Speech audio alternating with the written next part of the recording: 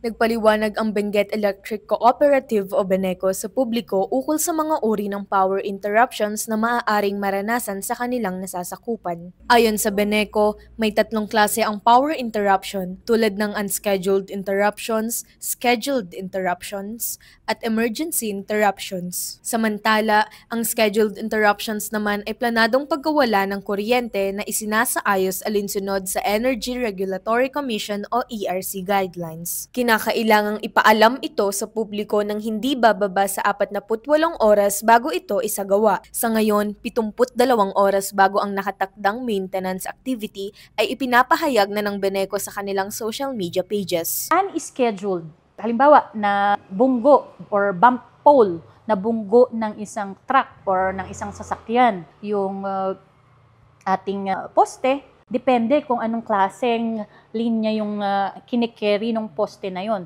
Paano pag primary lines, diba? O kaya triple circuit, ibig sabihin yung tatlong, grabe, madaming mga nakakabit. So, yun yung mga pwedeng magpahaba konti ng power interruption. How can they do that safely? You have to remove the source of power. That means yung power interruption. Tag-ulan, or may usong bagyo, merong natumba dahil sa may na landslide na mga malalaking kahoy. Mayroon ding tinatawag na emergency interruptions kung saan kinakailangang agad na ayusin ang isang problema sa linya ng kuryente.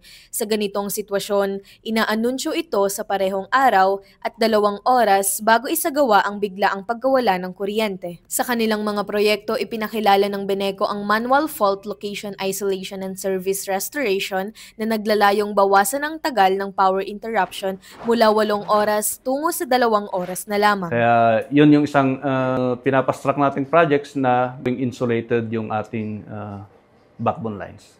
Yun yung parang dalawang main projects natin to address yung interruptions. Although yung substation kanina is to address din yung growing demand ng ating mga consumers. Sa pamamagitan ng mga inisyatibong ito, umaasa ang Beneco na mapapabuti pa ang serbisyo sa kanilang mga consumers sa kabila ng mga hindi maiiwasang power interruptions. Ako po si Cherry Galasi ng St. Louis University nag-uulat para sa DZWT 540 Radyo Totoo.